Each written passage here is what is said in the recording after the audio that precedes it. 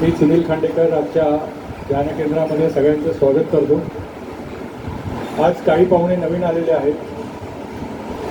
विशेषतः माझे मित्र उमेश ठाकूर देसाई आणि त्यांच्या पत्नी पहिल्यांदाच आलेले आहेत. माझे व्याधीसुद्धा आज त्यांचा पहिल्यांदाच योग आलेला आहे, गजानन दादा जोशी. आणि विशेष म्हणजे अमृताची बहीण पार अकोल्यावरनं आलेली आहे, राजूताई. कारण तिची मुलगी पूर्वी आलेली होती, संयोजा आली होती मागे एकदा. आणि बिपिनच्या बाजूला बसलेले मी पण पहिल्यांदाच आलो. विराज जोशी बापट काकूंच्या भावाचा नाव. Okay okay, very good. आपल्या सगळ्यांचं स्वागत आहे. म्हणजे बाकीचे जे नेहमीचे येतात केंद्रात त्यांचं तर आहेच आहे, पण नवीन येणाऱ्यांसाठी एक गोष्ट आधीच क्लिअर करू इच्छितो. आज केंद्रात मी स्वामी माधवानंदांच्या, म्हणजे इथे जो फोटो आहे ज्ञानेश्वरांच्या खाली, ते आपले सद्गुरू स्वामी माधवानंद त्यांच्या आठवणी सांगणार आहे. जे नवीन आले त्यांच्याकरता पुन्हा एकदा की आपली ही जी ध्यानयोग शाखा आहे, ध्यानयोग परंपरा आहे, ती शाखा ही आदिनाथांपासून सुरुवात झालेली आहे आणि ज्ञानेश्वर महाराजांपासून पुढे स्वामी माधवानंदांपर्यंत आलेली आहे. आणि इथे आत्ता जी स्वामी मंदारनाथ जे विराजमान आहेत ते स्वामी माधवानंदांचे उत्तराधिकारी आहेत. स्वामी मंदारनाथ हे नेहमीच त्यांच्या गुरूंबद्दल सांगत असतात. आत्ताच जर का गुरुपौर्णिमेचा उत्सव तुम्ही ऐकला असेल तर त्याच्यामध्ये त्यांनी अनेक गोष्टी त्यांच्या गुरूंच्या, म्हणजे आपल्याही गुरूंच्या सांगितल्या. आणि त्याच्यामुळे मला सुद्धा प्रेरणा मिळाली की आजच्या केंद्रामध्ये परमपूज्य स्वामी माधवानंदांच्या काही आठवणी सांगूया. स्वामी मंदारनाथांच्या बाबतीत बोलायचं झालं तर त्यांनी त्यांच्या मनोगतामध्ये जे व्यक्त केलेलं आहे ते की असं की जर का स्वामी त्यांच्या आयुष्यात नसते, म्हणजे परमपूज्य स्वामी माधवानंद त्यांच्या आयुष्यात नसते तर त्यांचं आयुष्य शून्य असतं. ही इतकी गुरुबद्दल भक्ती किंवा गुरुबद्दल आदर किंवा गुरुबद्दल आवड. तर शास्त्रांमध्ये असं म्हणलेलं आहे आणि जे साई सच्चित्रात सांगितलेलं आहे की जे आपल्या गुरुची कीर्ती जे अभागी न गाती ते बधीर असून नायकती मंदगती मूर्ती म्हणतो. म्हणजे इतक्या एक्स्ट्रीम लेवलला सांगितलेलं आहे की आपल्या गुरूंची कीर्ती जे गात नाहीत ते मंदगती आहे. अर्थात गुरूंची कीर्ती गाण्याकरता आपल्याला गुरूंची माहिती असावी लागते. आणि गुरूंची माहिती तेव्हाच होते की जेव्हा तुम्ही तुमच्या सद्गुरूंच्या सानिध्यात असता. एक किंवा दुसरं म्हणजे त्यांच्याबद्दल जास्तीत जास्त माहिती गोळा करू शकता, त्यांच्या साहित्यातून किंवा त्यांच्या ग्रंथातून. एक हायरार्की अशी सांगितलेली आहे शास्त्रांमध्ये, जी पुन्हा साई सच्चरित्रात अशी सांगितलेली आहे की तीर्थ व्रत यज्ञ दान, तीर्थ व्रत यज्ञ दान, त्याहून थोर तपाचरण, त्याहून अधिक हरिभजन, पण निज गुरु ध्यान सर्वाधिक. आणि असं गुरु ध्यान करण्याकरता आपण बघितलं तसं आपल्याला आपल्या गुरूंच्या सानिध्यात असावं लागतं.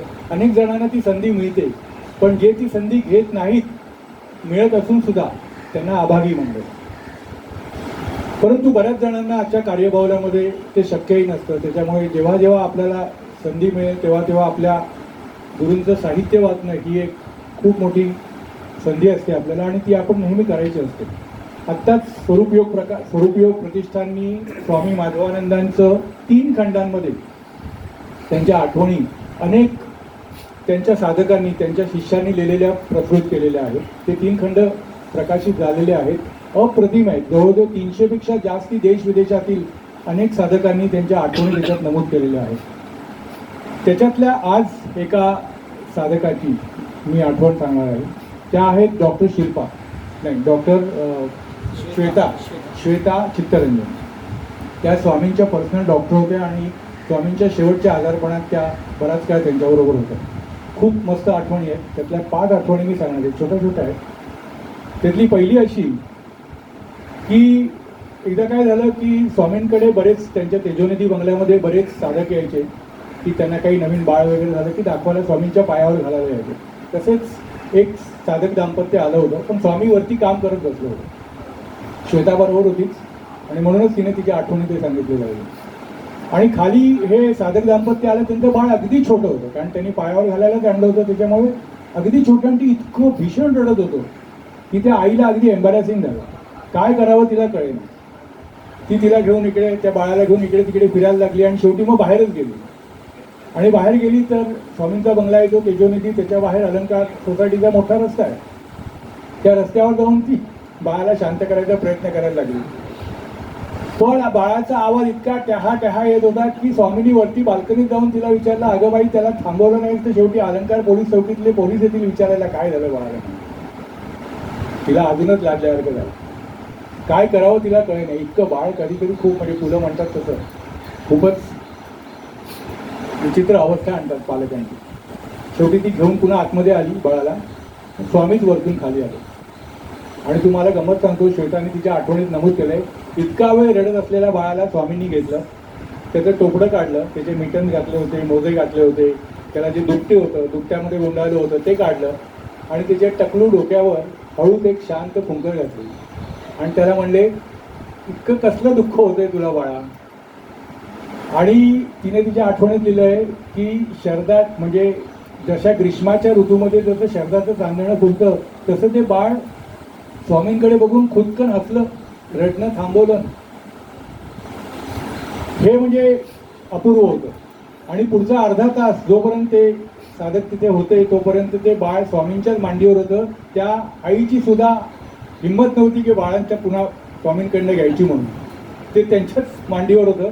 आणि जाताना बाबा, म्हणजे स्वामींनी पुन्हा बाळ ते त्या बाबांना दिलं, आईला दिलं, आईच्या ताब्यात दिलं. ते आपण म्हणतो ना की लहान मुलं असतात ना, अगदी लहान मुलं हे ईश्वराचे रूप असतात आणि ती मध्येच खुदकन हसत असतात किंवा काहीतरी दिसत असतं त्यांना म्हणतो. ते बाळ खुदकन हसलं होतं ना तेव्हा त्याला ईश्वरच दिसला नसेल का स्वामींच्या रूपामध्ये. तर असे आपले स्वामी हे एंजल नव्हते का? He was angel, he was God like. दुसरी आठवण अशी की एक ठिकाणी सगळ्यांना जायचं होतं, सगळे जमले होते तेजोनिधी बंगल्यामध्ये. त्यात श्वेता होती आणि बाकी सगळे तरुण साधक होते आणि काही वयस्कर होते. तर 2 गाड्यांनी जायचं ठरलं आणि ठिकाण होतं कॅम्पमध्ये जायचं. त्या कॅम्पमध्ये ठिकाण होतं, तिथून जायला त्यांनी एस्टिमेट केलं. स्वामींनीच विचारलं किती वेळ लागेल जायला. तर सगळ्यांनी आपापल्या गॅजेट्समध्ये बघितलं आणि म्हणले अर्धा तास, कमीत कमी अर्धा तास तरी लागेलच. आता अर्धा तास लागेल म्हटल्यानंतर त्यांनी काय केलं, 2 गाड्यांमध्ये विभागणी केली. स्वामींबरोबर सगळे तरुण साधक आणि त्यांच्या ज्या भाच्या होते, त्यांची जी भाची होती वंदनाताई, त्यांच्याबरोबर सिनियर साधक सगळे, अशा 2 गाड्या केल्या त्यांनी.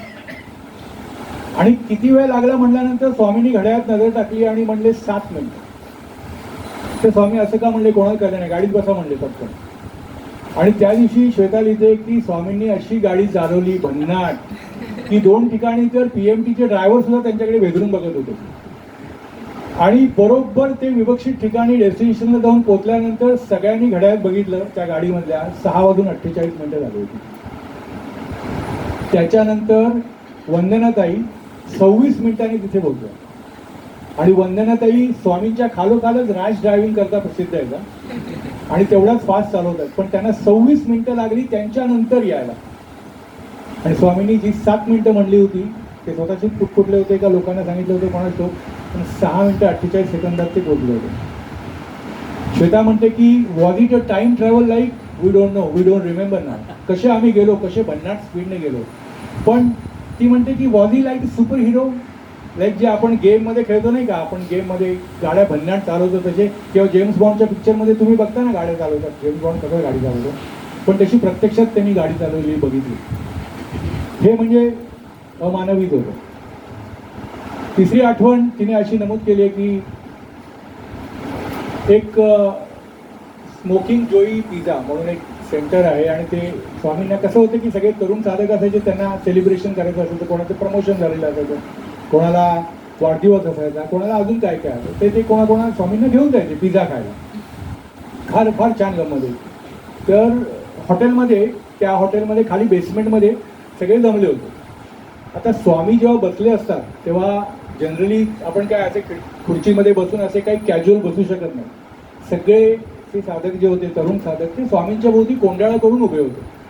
स्वामी काय सांगत होते, तर डेली अध्यात्म इन लाईफ, डेली लाईफमध्ये आपलं परमार्थ कसा साधायचा याच्याबद्दल विवेचन करत होते. आणि तो विषय फार टॉपिक सुंदर होता. सगळेजण आधी कान देऊन ऐकत होते. आपला सागर जो आहे स्वरूपयोगमधला, तो स्वामींचं प्रत्येक बोलणं रेकॉर्ड करत असतो. तर त्याने तिथल्या मॅनेजरला विनंती केली की इथे जे जनरली पिझ्झा सेंटरमध्ये म्युझिक चालत असतं ढाण, त्याने इकडे जरा बंद करा, आमचं स्वामी काही बोलतात ते आम्हाला जरा टेप करायचं. तर त्यांनी ते बंद केलं आणि त्यांनी टेप करून ऐकायला लागले. हे सगळे साधक कोंडाळ करून स्वामींच्या बोधी ऐकायला लागले. आता जनरली असं एक हे असतं ना की कुतूहल असतं लोकांना बाकीच्या टेबलावरच्या, की बाबा हे कोंडाळ करून काय ऐकतायत. तर ते बाकीच्या टेबलावरची लोक होती तेही उठून काय झालं म्हणून बघायला आले आणि तेही ऐकत राहिले तिथे. तर पुढे गंमत अशी झाली की सगळीच टेबलं खाली झाली आणि एका टेबलाभोवती गोंधळ करून लोक उभी आहेत. ते वेटर लोकांना कळेना. आता पुण्यातले वेटर ते सुविद्य सुज्ञ, त्यांना सुद्धा ऐकायची इच्छा आणि आवड, ते येऊन उभे राहिले आणि तेही ऐकत उभे राहिले. संपूर्ण हॉटेल खाली झालं म्हटल्यानंतर मॅनेजरला कळेना हॉटेलमध्ये शांतता कशी एवढी आणि एकच माणूस कसा बोलतोय. तोही त्याचा काउंटर सोडून आला आणि बघायला लागला तर स्वामी काहीतरी बोलतात आणि त्यांच्याभोवती ही सगळी गँग उभी आहे. तोही ऐकायला उभा राहिला. आणि तुम्हाला गंमत सांगतो, श्वेताने नमूद केलंय, अर्धा तास भारावल्यासारखे लोक तिथे उभे होते आणि ऐकत होते. आणि त्याच्यानंतर जेव्हा भानावर आले सगळे, तेव्हा मॅनेजरने सगळ्यांना पिझ्झा, तो गार झालेला पिझ्झा गरम करून दिला. पण असे सगळ्यांना अट्रॅक्ट करून देणारे आपले स्वामी हे एक ह्युमन मॅग्नेट किंवा कृष्णच नव्हते का, नावाप्रमाणे माधव नव्हते का, माधवच होते. चौथी आठवण, आशाताईंना एकदा दीनानाथ मंगेशकर हॉस्पिटलमध्ये ॲडमिट केलं होतं.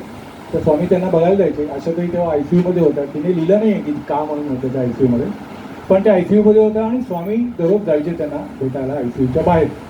आणि कधी कधी त्या ICUच्या बाहेर ध्यानाच्या खोल स्थितीत असायचे. बाहेर म्हणजे हॉस्पिटलमध्ये असतो तो नेहमीचा गोडबड गोंधळ असायचा, डॉक्टर्सची नर्सेसची ये जा असायची, पण स्वामींवर काही फरक व्हायचा नाही. त्याच्यानंतर आशाताईंना डिस्चार्ज दिला आणि मग श्वेता ती डॉक्टरच होती त्याच्यामुळे तिचं जाणं येणं व्हायचं. त्या वॉर्डमध्ये गेली तेव्हा तिथल्या एका वॉर्डमधल्या सिक्युरिटी ऑफिसरने तिला विचारलं, तुमच्याबरोबर डॉक्टर ती एक गृहस्थ होते जे बाहेर ICUच्या बाहेर बसायचे, ते कोण होते, पांढरे कपडे घातलेले. ती म्हणली कशा करता, तुला काय करायचं. तो म्हणला की हे बघा मी इथे 8 वर्ष नोकरी करतोय. म्हणला 8 वर्षामध्ये ICU जेव्हा तुमचा पेशंट आतमध्ये असतो तेव्हा बाहेर जनरली लोक मी अशी अस्वस्थ झालेली बघितलेली, पण मी पहिल्यांदाच एक देवासारखा असा शांत बसलेला माणूस की मला खरोखर त्याच्याकडे बघून असं वाटत होतं की मी जणू देव बघतोय की काय, असं मला दर्शन झालं. तर कोण होता माणूस मला सांगा. पुढचं मग तिने सगळं सांगितलं आमचे स्वामी होते वगैरे. पण असं आपल्यामध्ये वावरणारे युगानुयुगाचे ते योगीच नव्हते का. ही झाली चौथी आठवण. तर 5वी आणि शेवटची. स्वामींना कसं होतं माहिती आहे का, की तरुण मुलं खूप आवडायची आणि ते कधीच त्यांच्याकडे दुर्लक्ष करायचे नाही, पण तरुण मुलांना खूप जिज्ञासा असते. एकदा असंच काय झालं की स्वामींकडे त्यांचा मित्र आला. त्या मित्राचा मुलगा जो होता तो परदेशात राहायचा आणि असंच बोलता बोलता काही विषय निघाले, महाभारताचे विषय निघाले. महाभारताच्या विषयामध्ये त्या मुलांनी असंच स्वामींनी डायरेक्ट प्रश्न केला की हे तुम्ही म्हणता त्या गोष्टी सगळ्या वगैरे ठीक, पण हे कशावरून घडले आणि द्रौपदी वस्त्रहरण झालं, हा प्रसंग घडलाच कशावरून वगैरे वगैरे. स्वामींनी शांतपणे त्याकडे बघितलं आणि त्याला म्हणले की हो तू म्हणतोस ते खरे, आता त्या गोष्टींना इतके दिवस झालेले आहेत, इतकी युगं लोटलेली आहेत की त्यांच्या काही त्या गोष्टी खऱ्या आहेत की खोट्या आहेत आपल्याला सांगता येणं कठीण आहे. तू म्हणतोस ते बरोबर आहे, पण या गोष्टीतनं एक इंडिकेटिव्ह मिनिंग घ्यायचं असतं. आता सिंह आणि उंदराची गोष्ट असते, त्यामध्ये सिंह उंदराशी बोललात कसा, किंवा सिंह आणि उंदीर बोलले तर कुठल्या भाषेत बोलले असतील, असे प्रश्न विचारायचे नसतात. इंडिकेटिव्ह मिनिंग घ्यायचं असतं. तसं याही गोष्टीमध्ये इंडिकेटिव्ह मिनिंग आहे. तर त्या मुलाला एक जिज्ञासा जागृत होतो. म्हटलं काय सांगतो. म्हणलं 3 गोष्टी आपल्याला या गोष्टीतून घ्यायच्या. कुठली, एक सर्वात महत्त्वाची ती अशी की माणूस कितीही मोठा झाला, कितीही सामर्थ्यवान झाला, कितीही धनवान झाला तरी त्याच्यावर संकट येऊ शकतात. हे आपण कायम लक्षात ठेवलं पाहिजे. काळ कधीच सारखा नसतो. आज द्रौपदी ही पांडवांची महाराणी होती, एका राज्याची राणी होती. तिच्यावर भर सभेमध्ये तिचे कपडे फेडून घ्यायची दुरावस्था ओढवली. हा प्रसंग ओढवू शकतो हे आपण कायम ध्यानात ठेवलं पाहिजे. गोष्ट नंबर 1. दुसरी गोष्ट म्हणजे अशा वेळेला जेव्हा तुमच्यावर संकट कोसळतं तेव्हा कोणीही आप्त स्वकीय नात्या गोत्यातली लोक, मित्रमंडळी तुमच्या सहाय्याला त्यांना माहिती असून सुद्धा किंवा त्यांना वाटत असून सुद्धा येतीलच असं नाही. तुमची लढाई तुम्हालाच लढावी लागेल. तशी द्रौपदीला स्वतःला लढावी लागेल. ही दुसरी गोष्ट. आणि तिसरी गोष्ट, जर का अशा अवस्थेमध्ये तुम्ही असहाय्य अवस्थेमध्ये जर का तुम्ही ईश्वराला साथ घातलीत तर तो तुम्हाला मदत केल्याशिवाय राहणार नाही हे सिद्ध होतं. आता या गोष्टीतनं तुला जो घ्यायचा तो अर्थ घे असं त्या मुलाला म्हणलं. तो मुलगा म्हणला मला पूर्ण समजलं आणि त्याने स्वामींना नमस्कार केला. असं लहान मुलांना सुद्धा किंवा तरुण मुलांना सुद्धा समजावून सांगणारे स्वामी हे आपले ग्रेट काउन्सिलर नव्हते का? तर अशा वेगवेगळ्या रूपातल्या स्वामी जर का आपल्याला अनुभवायचे असतील तर हे स्मृतिग्रंथ हा जो ग्रंथ 3 खंडांमध्ये स्वरूपयोगने प्रकाशित केलेला आहे. अनेक साधकांच्या आणि सगळ्या उत्तराधिकाऱ्यांच्या त्याच्यामध्ये आठवणी आहेत. त्या वाचून काय प्रकारचं व्यक्तिमत्व होतं स्वामी माधवानंद हे तुम्हाला कळतं. आणि आपण आपल्या स्वामींच्या जवळ जातो. दासबोधात जसं लिहिलेलं आहे, मला ती ओवी पाठ नाही आहे, पण असं लिहिलेलं आहे की मीच आहे त्या ग्रंथामध्ये, असं रामदास स्वामींनी लिहिलेलं आहे. तसं स्वामींच्या साहित्यामध्ये आज या इथे सुद्धा आपण स्वामींचं साहित्य मांडून ठेवलेलं आहे आणि ज्यांना इच्छा आहे त्यांनी ते जरूर घ्यावं. तर माझी आजची प्रबोधनामध्ये सांगायची गोष्ट हीच होती की आपल्या स्वामींच्या आठवणी. परंतु जाता जाता एक गोष्ट सांगायची आहे की गुरुपौर्णिमेच्या कार्यक्रमामध्ये स्वामी मंदारनाथांनी असं सांगितलं की आपल्या गुरूंच्या नुसत्या आठवणी काढून भावविभोर व्हायचे नाही आहे. आपल्याला त्याच्यातून प्रेरणा पण घ्यायची आहे आणि इन्स्पिरेशन घ्यायचं आहे. इन्स्पिरेशन काय, तर स्वामी माधवानंदांनी आपल्याला जी साधना दिलेली आहे ती कशी करायची आणि जीवन कसं उच्च पातळीवर न्यायचं आहे आपल्याला प्रापंचिक जीवनात राहून, ही ती प्रेरणा घ्यायची. हेच आपल्यासमोर ऑब्जेक्टिव्ह आहे आणि हीच आपल्यासमोर इन्स्पिरेशन आहे. आजचं प्रास्ताविक मी इथेच पूर्ण करतो आणि पुढचे सूत्र स्वामी मंदारनाथांकडे देतो. धन्यवाद.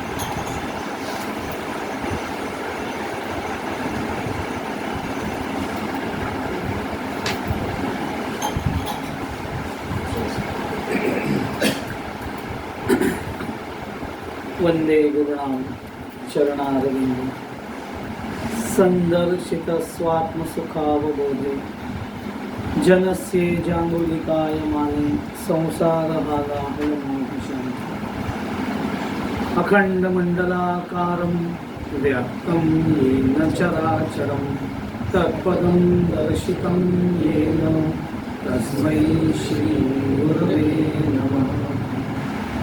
श्रीराम.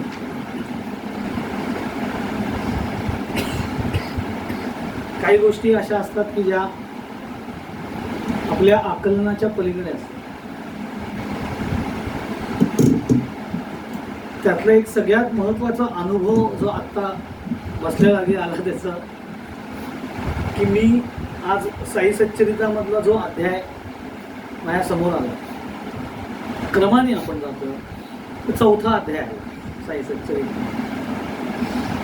साई सच्चरिताच्या 4थ्या अध्यायामध्ये विशेषत्वाने जो विषय हाताळलेला आहे त्या विषयाचा जो होरा आहे किंवा त्याची जी धाटणी आहे ती प्रधानतः सद्गुरूंच्या आंतरिक स्थितीचं वर्णन करणारी आहे. त्यांची व्यक्तिमत्व, त्यांचं चालणं बोलणं काय कमालीचं असतं, त्यातलं वैशिष्ट्य काय हे सांगणारा तो 4था अध्याय आहे.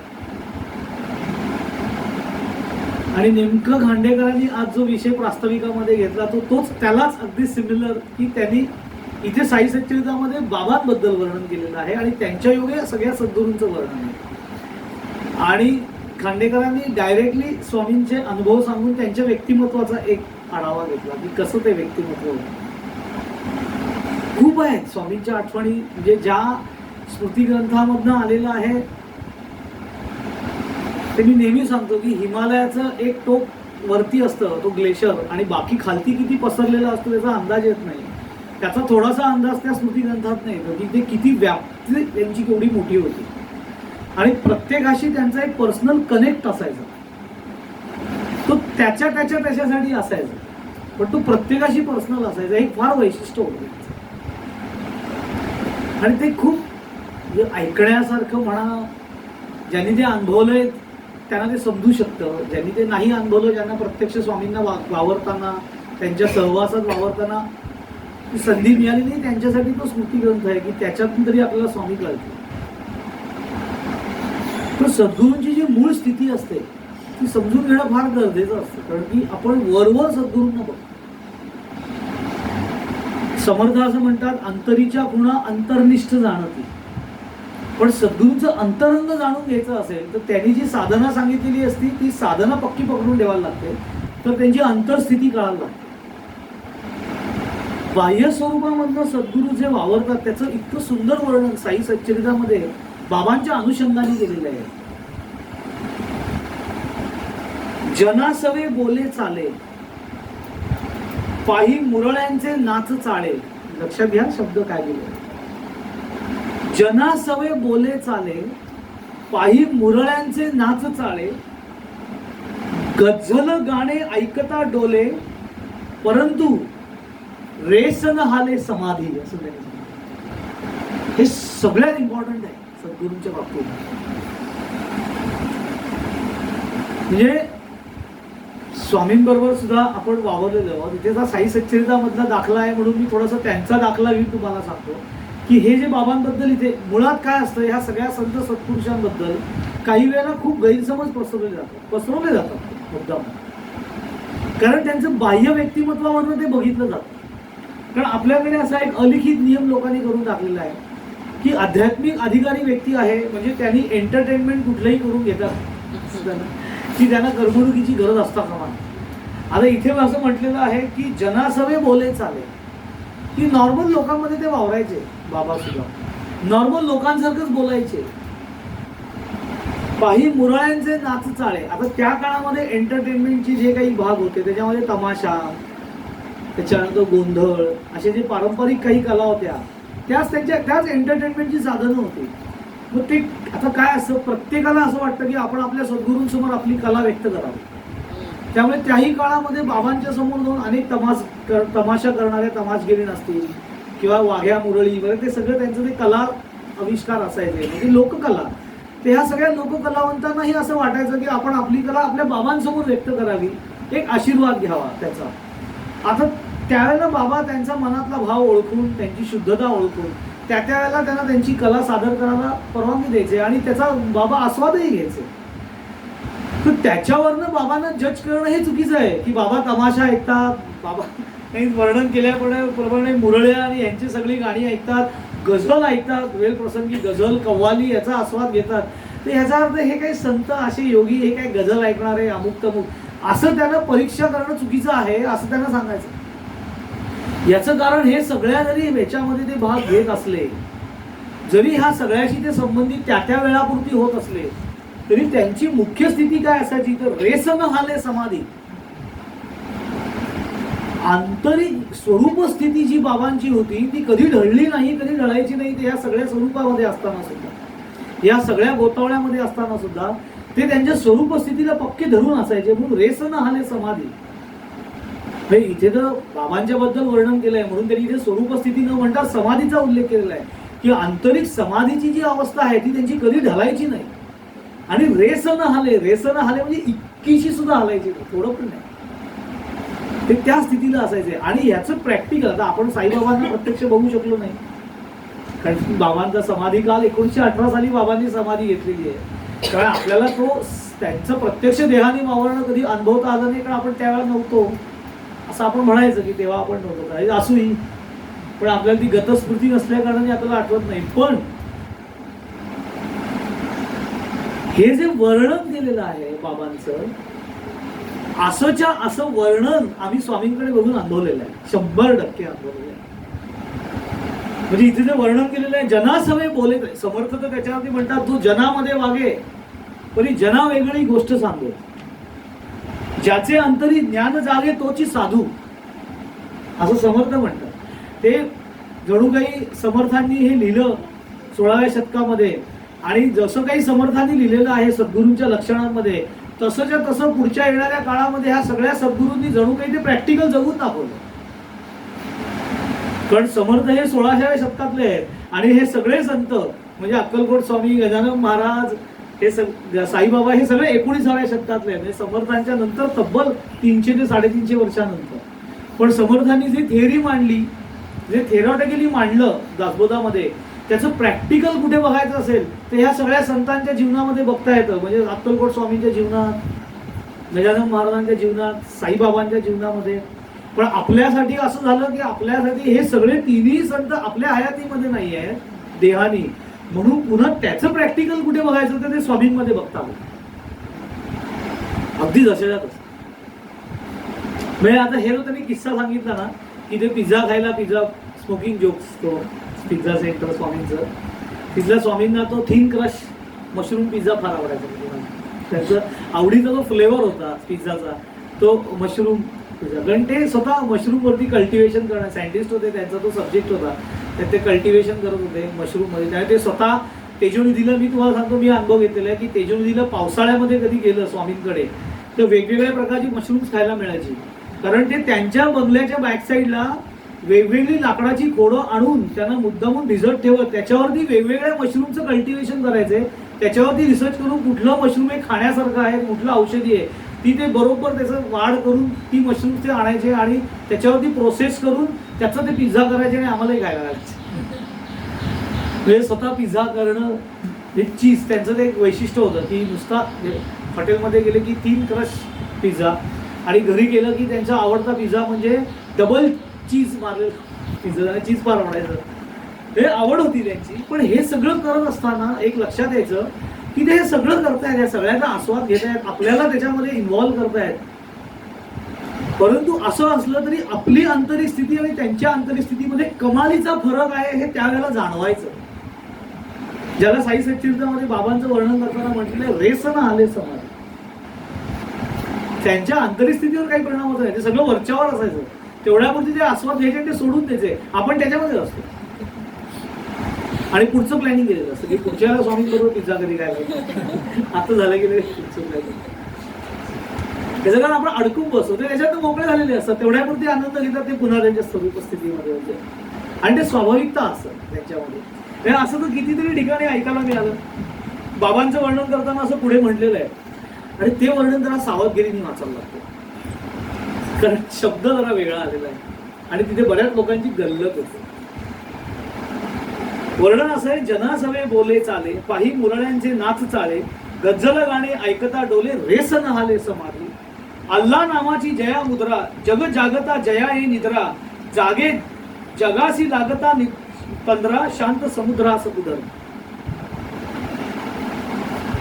शब्द आला अल्ला, सगळ्यांच्या गाड्या गडगडल्या की हे काय आमच्याशी संबंध नाही, हे अल्ला वगैरे म्हणणारे. तर वर्णन तर असं केलंय, अल्ला नामाची जया मुद्रा, त्यांची मुद्राच अल्ला स्वरूप आहे असं म्हटलेलं आहे. आता इथे गडबड होते. अल्ला म्हणजे आपण लगेच सद्गुरूंना धर्माच्या बंधनामध्ये अडकवून टाकतो. पण बाबांच्या मुखामध्ये जे कायम शब्द असायचे ते अल्लाह मालिक असे शब्द असायचे. आता अल्लाह मालिक असं म्हटलं की समजलं की आपल्याला वाटतं ह्यांचा आपला काही संबंध नाही, तर हे मुसलमान आहे. तो मुळात कुठल्याही सद्गुरूंना एका धर्माच्या आणि जातीच्या बंधनामध्ये आपण आणणं हा आपल्या आध्यात्मिक बौद्धिकतेचा बालिशपणा असतो, लक्षात ठेवा, जो अनेक वर्ष अजूनही लोक करतातच. की साईबाबा मुसलमान होते, मग काही म्हणणार ते हिंदू होते, मग म्हणणार ते मुसलमान, दोघांच्याच भांडण. बाबा निराळे राहिले. याचं कारण आपल्याला काही माहितीच नाहीये. आम्ही ऐकलेलं फक्त प्रस्तुत केलं. तू स्वतः वाचलंयस का, स्वतः अनुभव घेतलायस का? माझ्या परिचयाची एक मुसलमान व्यक्ती आहे, आता मी मुद्दामून सांगतोय, ती मुसलमान आहे आणि ती बाटलेली मुसलमान नाहीये. म्हणजे त्या काळामध्ये जबरदस्तीने धर्मांतरण करायचे, काही आपले ब्राह्मण लोक, काही मराठा लोक, सगळ्या समाजातल्या लोकांना त्यांनी काही वेळेला जबरदस्तीने का होईना इस्लाम धर्म स्वीकारायला लागला आणि त्यांना त्यावेळेला तशी आपल्या समाजातनं मदत केली गेली नाही. त्यामुळे जीव वाचवण्यासाठी, की आता आपल्याकडे म्हण आहे, जान है तो जहान आहे, त्यामुळे जीव वाचवण्यासाठी काही का असे ना पहिले ठीक आहे स्वीकारला त्या लोकांनी मुसलमान धर्म, असे ते नाहीये. ते वजूद के इस्लाम आहे असं त्यांना म्हणतात, ओरिजिनल मुस्लिम. माझ्या फार चांगल्या परिचयाचे आपल्या स्वामींचे ते मित्र आहेत. फर्ग्युसन कॉलेजमध्ये MSc करायला ते दोघं एकत्र होते, फक्त त्या दोघांचा ट्रेड वेगळा होता. यांचा फिजिक्स होता, स्वामींचं बायोलॉजी म्हणजे बॉटनी होतं. आणि दोघंही स्वरूपानंदांकडे जाणारे, दोघंही स्वामी माधवनाथांची प्रवचन ऐकायला उपस्थित राहणारे. कालांतराने दोघांचं कार्यक्षेत्र अध्यात्मातलं बदललं, स्वामींना उत्तराधिकारी म्हणून नेमणूक झाली आणि स्वतः ही जी व्यक्ती आहे यांच्यावरती अक्कलकोट स्वामींचं प्रत्यक्ष वरदहस्त असल्या कारणाने त्यांना त्यांच्या प्रेरणेने कार्य करायला लागलं. त्यांचं नाव A.R. खान. तुम्ही कल्याणमध्ये जर आलात, डोंबिवलीवरनं जर गोविंदवाडीमध्ये न वळता सरळ शिवाजी चौकाच्या दिशेने आलात तर पहिलं गुरुदेव हॉटेल लागतं उजव्या हाताला, आणि त्या गुरुदेव हॉटेलच्या बरोबर अपोजिट डाव्या साईडला जर बघितलं तर सागर पावभाजी म्हणून एक सेंटर आहे, त्याला लागून एक दुकान आहे इंडियन गिफ्ट स्टोअर म्हणून, त्याचे ते मालक, त्याचं नाव A.R. खान. ते आता सध्या इथे नाहीये, ते वाईला अक्कलकोट स्वामींच्या मठाच्या इथे असतात, कधी कधी भेटतात. आता बरेच दिवसात त्यांची भेट झाली नाही, पण ते माझ्या फार चांगल्या परिचयाचे. निस्सीम अक्कलकोट स्वामींचे भक्त. त्यांच्याकडे बघितल्यावरतीच कळतं की हे व्यक्तिमत्व वेगळं आहे, कारण पठाण स्टाईल आहे, ते उंच पुढे आहेत, लांब पांढरी शुभ्र दाढी आणि गोरा रंग, म्हणजे खडूस सुद्धा त्यांच्यापेक्षा काळा दिसत. किती गोरे आहेत, पांढरे शुभ्र लाल बुंद पठाणी तो रंग आहे त्यांचा, आणि इतकं गोड बोलतात, वाणी इतकी गोड आहे त्यांची. त्यांच्याशी अनेक वेळा चर्चा माझी झालेली आहे. तर त्यांना मी एकदा अल्लाह या शब्दाचा अर्थ विचारला. तर ज्यावेळेला वाचनामध्ये माझे हे अध्याय आले त्यावेळेला जेव्हा हे शब्द मी वापरला की बाबांचं वर्णन करताना अल्लाह नामाची जया मुद्रा असं म्हटलेलं आहे. शब्द असा आहे अल्लाह नामाची जया मुद्रा. म्हणजे अल्लाह असं म्हटल्यानंतर ज्याचा निर्देश केला जातो ती त्यांची जणू काही मुद्राच आहे असे ते दिसायचे. तुम्ही त्यांना विचारलं की अल्लाह मुळात इस्लाम हे मूर्तीपूजक नाहीये, ते निर्गुणाची उपासना करतात. तर आता इथे अल्लाह नामाची जया मुद्रा म्हटल्यामुळे की अल्लाह या शब्दाचा अर्थ काय असं मी त्यांना विचारलं. तर कुणाला विचारणार, ओरिजिनली ते स्वतः मुसलमान आहेत, पण त्यांना विचारलं की म्हटलं काका सांगा अल्लाह या शब्दाचा अर्थ काय. तर ते म्हणजे तुला काय वाटतो काय असेल. म्हटलं खरं मुलगा काहीच माहिती नाहीये, कारण की याचा कुठे उल्लेखच नाहीये. तेव्हा मी तुला सांगतो लक्षात ठेव, अल्लाह या शब्दाचा म्हणजे अल्लाह हा उर्दू शब्द आहे, उर्दू फारसी असा तो शब्द आहे असं ते म्हणाले. मूलतः फारसी मग उर्दू मध्ये. अल्लाह या शब्दाचा अर्थ आनंद स्वरूप असा आहे. ते ऐकल्यानंतर मला कळलं की इथे काय दाभोळकरांना सांगायचं आहे. बाबांचं वर्णन जे दाभोळकरांनी ही पोथी लिहिली, साई सच्चरी गोरा दाभोळकर, आणि बाबा असताना लिहिलेली ही पोथी आहे. तर त्यावेळेला जेव्हा ते म्हणतात की अल्लाह नामाची जया मुद्रा, तेव्हा लक्षात आलं की बाबांचं जे बाह्य रूप होतं ते आनंद स्वरूप, की त्यांना बघितल्यानंतरच आपल्या आतमध्ये एक आंतरिक आनंदाच्या लहरी उमटायच्या.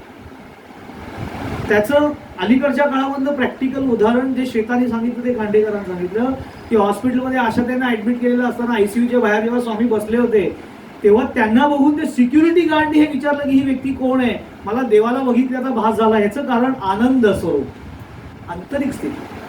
आणि आतमध्ये जी त्यांची स्थिती आहे त्या स्थितीचं बाह्य प्रगटीकरण जे होतं ते प्रगटीकरण अतिशय शांत मुद्रा, चेहऱ्यावरती आनंद आणि प्रसन्नता, अनामिक प्रसन्नता त्यांच्या चेहऱ्यावरती त्यांच्या व्यक्तिमत्वावरती लिहिलेली असायची. त्याचंच वर्णन साई सच्चिदानंद बाबांच्या बाबतीत केलं. ते आपल्याला बघायला मिळालं नाही का, आपल्या सद्गुरूंकडे बघायला मिळालं की ते बघायला पाहिजे की अरे हा हे सारखंच आहे सगळं, जणू काही पुन्हा तेच तसे रिपीट आले होते.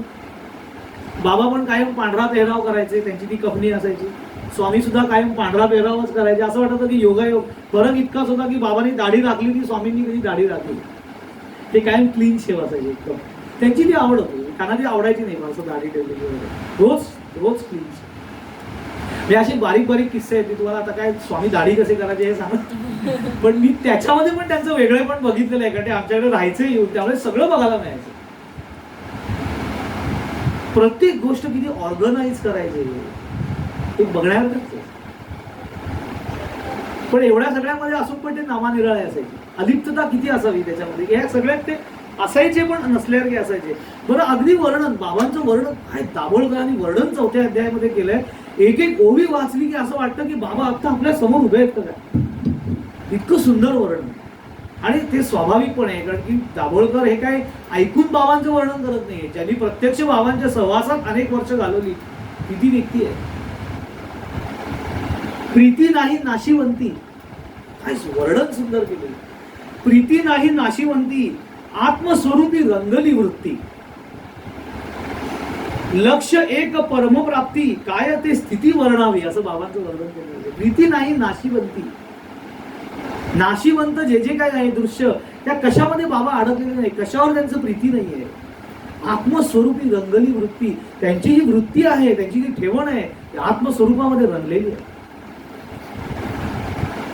आणि हे खरोखर मी स्वामींना आम्ही बोललेलं आहे की बाह्य कुठल्याही गोष्टीवरती ते अडकलेले नसायचे. त्याच्यावर काही त्यांचं प्रेम नसतं.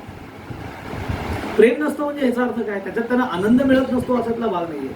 परंतु त्यात ते गुंतलेले नसतात, ते अडकलेले असतात आत्मस्थितीवरती, त्याच्यात ते रंगलेले असतात. मोक्ष श्रिया अलंकृत, असं समर्थ म्हणतात. मोक्ष श्रिया अलंकृत, ऐसे हे संत श्रीमंत, जीव दरिद्री असंख्यात नृपती केले, असं समर्थांनी वर्णन केलं. नृपती म्हणजे अधिकारी. संतांची संपत्ती काय, मोक्ष श्रिया अलंकृत. श्री म्हणजे लक्ष्मी, आणि संतांकडे कुठली लक्ष्मी असते, अलंकृत. अलंकृत ह्याचा अर्थ मोक्ष श्रिया अलंकृत, म्हणजे जी मोक्ष लक्ष्मी आहे तिने स्वतःच त्यांना अलंकृत, त्यांच्या गळ्यात माळ घातलेली आहे. असे ते श्रीमंत आहेत, मोक्ष स्थितीने श्रीमंत असलेले. मोक्ष श्रिया अलंकृत, ऐसे हे संत श्रीमंत, ही त्यांची श्रीमंती आहे. संत सद्गुरूंकडे काय असतं तर मोक्षश्री असते, मोक्ष लक्ष्मी. अष्टलक्ष्मीचं वर्णन केलेलं ना, त्यातली मोक्ष लक्ष्मी प्रधान लक्ष्मी. आपलं लक्ष फक्त धनलक्ष्मीवर आहे. ते गुरुवारचे करतात ना लक्ष्मीची व्रत, तर त्याच्यामध्ये ती लक्ष्मी प्राप्त व्हावी म्हणजे कुठली लक्ष्मी तर धनलक्ष्मी. अष्टलक्ष्मी आहे ती, अष्टस्वरूपात लक्ष्मी प्रगट झाली. आरोग्य लक्ष्मी आहे, स्थिती लक्ष्मी आहे, त्याच्यात ही मोक्ष लक्ष्मी, परम अवस्था लक्ष्मी प्राप्तीची. मोक्ष श्रिया अलंकृत, ऐसे हे संत श्रीमंत, दरिद्री असंख्यात नृपती गेले. दरिद्री असंख्यात म्हणजे असं आपल्याला वाटतं की सद्गुरूंकडे गेल्यानंतर आपलं दारिद्र्य जातं, म्हणजे आपली आर्थिक स्थिती सुधारते. तर इथे जे दरिद्री म्हटलेलं आहे ना, ते आर्थिक स्थितीच्या बाबतीत दरिद्री म्हटलेलं नाहीये. इथे जे दरिद्री असंख्यात नृपती गेले म्हणजे जे सगळे देहबोधाने युक्त आहे, देह म्हणजे मी राहतात, या दरिद्री अवस्थेमध्ये राहतात, त्यांना आत्मबोधाची दीक्षा देऊन ते श्रीमंत करतात. ऐसे हे संत श्रीमंत. स्वामींकडे गेल्यानंतर तुझी आर्थिक परिस्थिती काय, कधी स्वामी विचारायचे. म्हणजे एखादी व्यक्ती त्यांच्याकडे गेली की ह्याची फायनान्शियल स्टेटस बघायचं आणि मग त्याला जवळ करायचं, असं संत का, त्याला अशी काही घेणं नसतं. तुझ्या फायनान्शियल स्टेटसची त्यांना काही अवस्थेची घेणं नसतं. त्यांना कळत असतं तुझं अंतःकरण काय आहे, तुझं अंतःकरण किती शुद्ध आहे, तुझं किती तळमळ आहे ईश्वर प्राप्तीची, तेच त्यांना संबंधित असतात. बाकी त्यांना काही घेणं देणं नसतं. आणि त्यांना एकदा का कळलं की ह्या व्यक्तीला ती ओढ आहे, त्याला ती मुख्य भूक आहे ईश्वर प्राप्तीची, की मग त्याला ते बरोबर योग्य दिशा देतात, योग्य साधना देतात. आणि कालांतराने त्यांनी म्हटल्याप्रमाणे दरिद्री असंख्यात नृपती गेले, श्रीमंतीच बहाल करून टाकतात त्याला ती स्वरूप स्थितीची. तुझी त्याची तयारी असावी. आता बाबांकडे काय अनेक लोक गेले, पण बाबा जसे आहेत तसे कळले कोणाला, काही ठराविक लोकांना कळले. जे त्यांची लीला सहचर म्हणून आले होते ना, त्यांना ते कळले. असे अनेक लोक बाबांच्या भोवती वावरत होते. बायजामा होत्या, लक्ष्मीबाई होत्या, लक्ष्मीबाई शिंदे, लक्ष्मीबाई भागोजी शिंदे, बायजामा ज्यांना आई साईबाबा आईच म्हणायचे, माळसापती, माधव देशपांडे, नुलकर, चिंचणीकर, नानासाहेब चांदोरकर, दीक्षित, बुटी, असे अनेक लोक ज्यांना बाबा अंतरंगात कळले. दाभोळकर ज्यांनी साई सच्चरित ग्रंथ त्यांच्याकडनं बाबांनी प्रगट केला. त्या सगळ्या लोकांना बाबा स्वरूपस्थ कळलेले होते की ते काय आहेत, आध्यात्मिक योगी आहे ते कळले. पण आपलं काय होतं की आपण ह्या सगळ्या संतांकडे फक्त चमत्कारात नाही, ह्याच्यात नको. बाबांच्या जीवनात किती चमत्कार घडले, मग आपल्या जीवनात तसे काय. आपल्या बाबतीत पण असं घडलं असतं तर काय बरं. एक जण स्वामींशी बोलता बोलता इतकी छान मजा आली. साई सच्चिदावरती स्वामी एकदा बोलत होते, पर्सनली बसले होते गिरीवनला असताना. आणि मी असं सहज त्यांना विचारलं, म्हणजे स्वामी बाबांच्या कित्येक प्रसंगामध्ये असा उल्लेख आहे आणि साई सच्चिदात पण उल्लेख आहे की ज्यांच्याकडे अनेक लोक जेव्हा दर्शनाला जायचे तेव्हा ते काही काही लोकांना खिशातून पैसे काढून द्यायचे, चांदीची नाणी, त्याला चांदीची नाणी होती. आणि ती 1 रुपया 2 रुपया 4 रुपये, तुम्ही लक्षात घ्या बाबांच्या काळामध्ये 1 रुपया म्हणजे ही खूप मोठी रक्कम आहे. कारण तेव्हा 100 पैसे असं काउंटिंग असायचं. आणा 2 आणा तिथून सुरुवात होती. त्याला बाबा 5 रुपये 6 रुपये असे काढून द्यायचे. म्हणजे आताच्या हिशोबात साई सच्चिदानंद जे अॅनालिस्ट पवार म्हणून आहे, पवार काका त्यांनी केलंय, त्याच्यामध्ये त्यांनी दिलेलं आहे की ती रक्कम किती होते कॅल्क्युलेशन आताच्या याच्यामध्ये. म्हणजे बाबांनी एखाद्याला 11 रुपये काढून दिले असे उल्लेख आहे दक्षिणा. तर जे 11 रुपये त्यावेळेला ते ॲटलीस्ट 11 रुपये काढून दिले. पण त्याचा हिशोब जर आता मांडला तर तो कित्येक हजारो लाखाच्या घरात जातो. तर तुम्हाला आश्चर्य वाटेल, पण हे त्या काळामध्ये सुद्धा सगळ्या ठिकाणी पसरलं की बाबाचे पैसे काढून देतात. त्यामुळे त्या काळातल्या काही कुटाळ लोकांनी जे बाबांचे विरोधी होते त्यांनी इंग्रजांशी संगनमत करून बाबांवरती समन्स जाहीर केलं होतं आणि त्यांच्या द्वारकामाईची झडती घेतली होती की हे पैसे आणतात कुठनं, त्यांच्याकडे काय खजाना एवढे पैसे काढून द्यावे, काही मिळालं नाही ते सोडून द्या. कारण कुबेर ज्याच्या पायाशी बसलेला आहे त्याची झडती तुम्ही काय घेणार. ते मी असं स्वामींना विचारलं की असं कसं काय पैसे काढून द्यायचे, अशी काही सिद्धी वगैरे असते का. तर स्वामी म्हणाले पहिले लक्षात ठेवा अशी सिद्धी माझ्याकडे काही नाही आहे. असं ते तुमची पण अपेक्षा की स्वामींकडे गेल्यानंतर स्वामीची आताच्या काळात मोठ्या 500 रुपये काढून, तर असं काही सद्गुरूंचं ते कार्य नसतं. त्याला एक लक्षात घे की त्या काळात ते आता साई महाराज आहेत ते माले, त्यामुळे आपण त्यांच्याबद्दल अॅनालाइज करणं हे मुळात चुकीचं आहे की ते असं कसं करत असतील. त्यावेळेची त्यांची ती काही प्रेरणा असेल, त्यावेळेला त्यांना ते द्यावं असं त्यावेळेला काही वाटलं असेल, त्यांना ती आंतरिक त्याने काही जाणवलं असेल, त्यांनी ती कृती केली असेल. पण हे अशा प्रत्येक गोष्टीवरती अडकायचं नाही. आपण असं लागतो की आपल्या बाबतीत असं घडलं नाही, पण काय बरं झालं असतं तर असं नाही. आपण हा काळ वेगळा आहे, आता तो काळ थोडा वेगळा होता. जरी कलियुगामधले असे 2 भाग असले तरी तो काळ एक वेगळा आहे, एक आताचा काळ खूप वेगळा आहे. तर खूप प्रॅक्टिकली आपल्याला ह्या सगळ्या गोष्टींकडे बघायला लागतं आणि प्रॅक्टिकल लाईफशी ते परमार्थ जुळवतात. त्या स्वामींनी जे पुढे काही अनेक आठवणी आहेत स्वामींच्या की ते प्रॅक्टिकली त्यांना अनुभवता यायचं की ते किती इन्व्हॉल्व. आता ह्याच्यामध्ये जे म्हटलेलं आहे ना की जनासवे बोले चाले पाही मुरळ्यांचे नाच चाळे गज्जल गाणे ऐकता डोले रेस न आले समाधी. ही गोष्ट अगदी खरी. स्वामींना तर गाणं हा त्यांचा जिव्हाळ्याचा विषय होता. फक्त त्यांची आवड हळूहळू त्यांची मुळात आम्ही जेव्हा स्वामींच्या सान्निध्यात गेलो तेव्हा त्यांची आवड थोडी वेगळी कळायची. म्हणजे त्यांच्याबरोबर कारमधनं जाताना तेव्हा कॅसेट्स असायचे, ऑडिओ कॅसेट. तेव्हा कारमध्ये डेक असायची, कार डेक. त्यांच्याकडे फियाट होती स्काय ब्ल्यू कलरची. हे आता खांडेकर काकांनी सांगितलं की त्यांनी ते कसं ड्रायव्हिंग करायचे. तर स्वामी रॅश ड्रायव्हिंग नाही करायचे, स्वामी फास्ट ड्रायव्हिंग करायचे. फास्ट ड्रायव्हिंग आणि रॅश ड्रायव्हिंग मध्ये खूप फरक, खूपच फरक. ते फास्ट ड्रायव्हर होते, फास्ट ड्रायव्हिंग जरूर करायचे. मी पण त्यांच्या ड्रायव्हिंगचा आस्वाद चाखलेला आहे. म्हणजे आपल्या हृदयाचे ठोके वाढतील इतकं ते फास्ट असायचं. आणि ते सुद्धा पुन्हा सिटीत त्यांची इथं फियाट होती. आणि मला आठवत आहे की भांडारकर रोड म्हणून नुकतेच स्वामी तिजोरीला शिफ्ट झाले होते आणि पण केंद्र भांडारकरला असायचं. सकाळी स्वामी तिथे असायचे. मग एकदा सकाळच्या वेळामध्ये मला बोलवून घेतलं. मी आणि माझ्यावर मंदार गर्गे होता, आम्ही 2 जण गेलो होतो. माझा वाढदिवस होता म्हणून मी स्वामींकडे गेलो होतो त्या दिवशी. पहिले भांडारकरला गेलो आणि तिथे स्वामींबरोबर ध्यान वगैरे झालं आणि स्वामी म्हणाले की आता आपण घरी जाऊया तेजोनिधीला. कारण मला अशा त्यांनी जेवायला बोलवलं होतं घरी स्वामींनी. तर मी आणि गर्गे आम्ही गेलो. आम्ही स्वामींची फियाट होती तेव्हा, आणि तेव्हा स्वामी स्वतः ड्राईव्ह करायचे त्या काळामध्ये.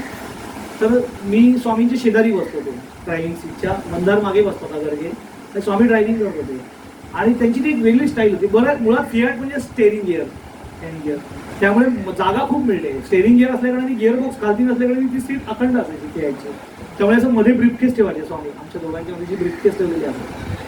आणि ते मस्त स्वामींची ड्रायव्हिंग स्टाईल पण एकदम भारी होती. म्हणजे अक्षरशः एकदा एक्सपर्ट ड्रायव्हर असायचा ना तर लोक जनरली, आता तुम्हाला आता स्टेरिंग गिअर माहितीच नसतील म्हणून मी सांगतो, माझ्याकडे स्वतःकडे फियाट होती म्हणून मी सांगतो की स्टेरिंग गिअर पकडायची नॅक असायची. म्हणजे जो एक्सपर्ट ड्रायव्हर आहे तो कधी गिअर असे पकडायचा नाही मुठीमध्ये. जे नवशिके असतात ते मोठीच गिअर बदलायचे, पण जो अगदी मुरलेला ड्रायव्हर असेल ना तसं बोटाने गिअर बदलायचा, अशी बोटाने. तर स्वामी अक्षरशः असं एका बोटाने गिअर बदलायचे फियाटचे, स्टेरिंग गिअर पटकन असं फक्त नॉब ढकलायचे. फक्त पहिला गिअर घेताना तो अंगावर घ्यायला लागायचा म्हणून ते असं फक्त असं टपलीवरून अंगावर घ्यायचे, तो वरचे खालचे असे अक्षरशः असे बोटाने सरकवायचे आणि ॲटीज लोण्यासारखे गिअर बदलायचे ते, आणि इतक्या स्पीडमध्ये. आणि पुण्यामध्ये एकशेका असं वाटायचं की स्वामीशी कट बीट मारायचे फियाटनी. तर मी एकदा असं 2 मिनिटं एकदम पटकन बघितलं, कारण एक बाईकवाला जोरात बाईकवाला कट मारून गेला. स्वामी एकदम स्टर्डी, रेसनं आले, तिथले स्टर्डी असायचे एकदम. तर मी असं पटकन स्वामींकडे बघितलं, स्वामीला कळलं की मला एक सेकंड असं वाटलं की तो टच करून जाईल का बाईकवाला. तर स्वामी म्हणाले नाही, तू बाईकवाल्याकडे बघू नकोस, ते पुण्यातले आहेत म्हणून, ते असेच जातात. म्हणून तो म्हणे पुण्यात गाडी चालवायची असेल तर 2च गाड्या घ्यायच्या विकत, एक तर अँबॅसेडर नाही तर फियाट. मी त्याला त्या गाड्या होत्या. तर कारण का म्हणे, आताच्या गाड्या फायबरीवर ज्या असतात त्या गाड्या फियाट म्हणजे पत्र्याच्या गाड्या असतात किंवा मजबूत दणकट गाड्या सगळ्या. तर ते मला फियाट का घ्यायची आहे, तो धक्का जरी मारून गेला तरी आपल्या गाडीला काहीच होणार नाही, त्याच्या गाडीला पोचाईल. तू बघेल त्याच्या गाडीचं काय असेल ते. आपण स्टडी जायचं, गाडी हलणार पण नाही, रस्ता सोडणार नाही. त्यामुळे पुण्यात गाडी चालवायची तर म्हणे फियाट, असं ते प्रॅक्टिकल असतं. आणि इतके ते, पण ह्या सगळ्यामध्ये ते अतिशय कंट्रोल, त्यांचा गाडीवरती कंट्रोल असणं. म्हणजे कुठेही ब्रेक, मी आतापर्यंत स्वामींबरोबर फिरलोय पण कुठेही अर्जंट ब्रेक मारायला लागलाय स्वामींना कधीच नाही, एवढ्या स्पीडमध्ये चालवून सुद्धा. याचं कारण त्यांचा जो अलर्टनेस होता इन जनरल, तो कमालीचा होता, जो आपला नसतो. म्हणून स्वामी गाडी स्पीडी चालवायचे, म्हणून मी चालवली पाहिजे, असं जर केलं तर हा बिल्डोकपणा होईल. असं कधी करता येणार. आपण त्या लेवलला नाही होत, आपल्याला एवढा कंट्रोल नाही आहे स्वतःच्याच मेंदूवरती, आपला कंट्रोल नाही आहे. अरे गाडी काय, मी स्वामींना बस चालवली. हैदराबादचं शिबिर झालं होतं ना, तर तिथे लांब होतं हैदराबादपासून, तर तिथे बसेसची सोय केली होती जाण्या येण्यासाठी. तर एकदा ती एक बस, मोठी बस होती, आणि त्या बसला तो ड्रायव्हर रिव्हर्स मारत होता, ते वळवून ठेवायची होती.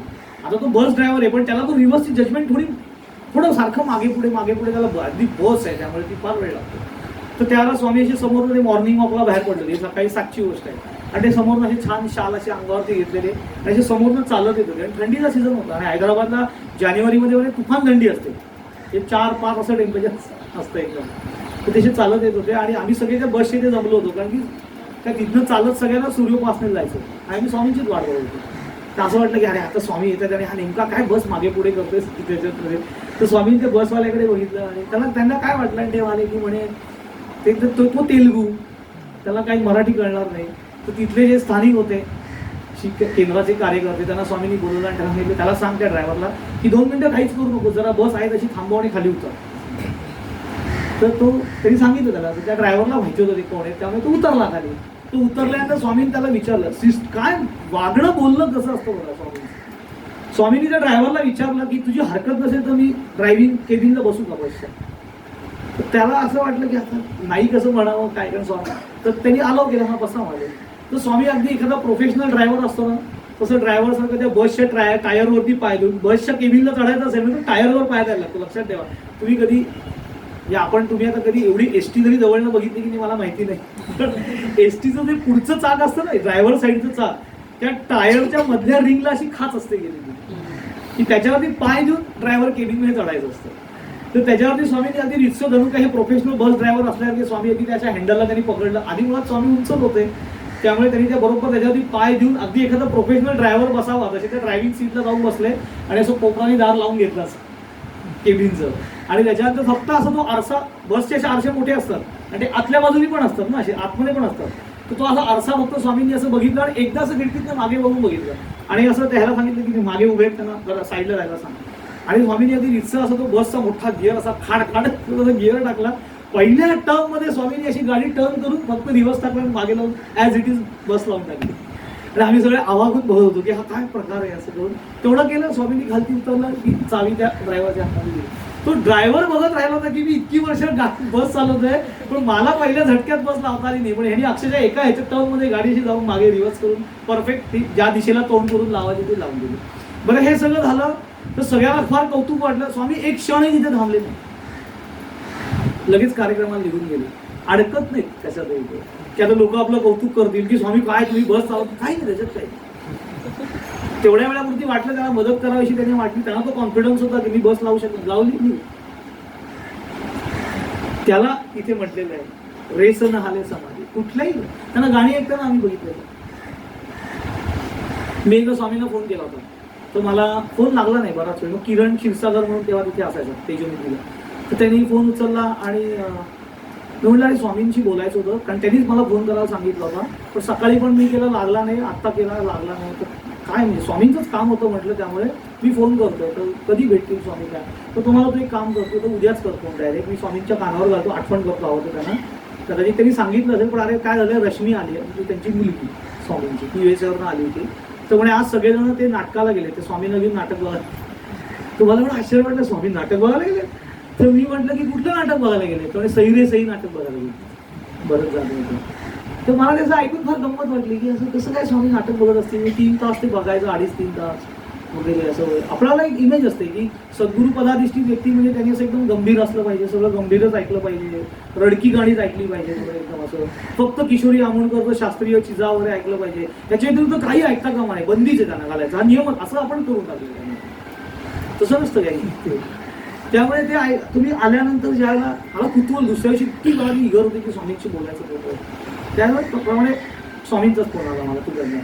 आणि मी म्हटलं की स्वामी काल फोन केला होता पण तुमची भेट झाली नाही. काय हा रे म्हणे नाटक बघायला गेलो होतो. म्हटलं हो मला कळलं, तुम्ही सेरीचंही नाटक बघायला गेलो होता, आवडलं का तुम्हाला.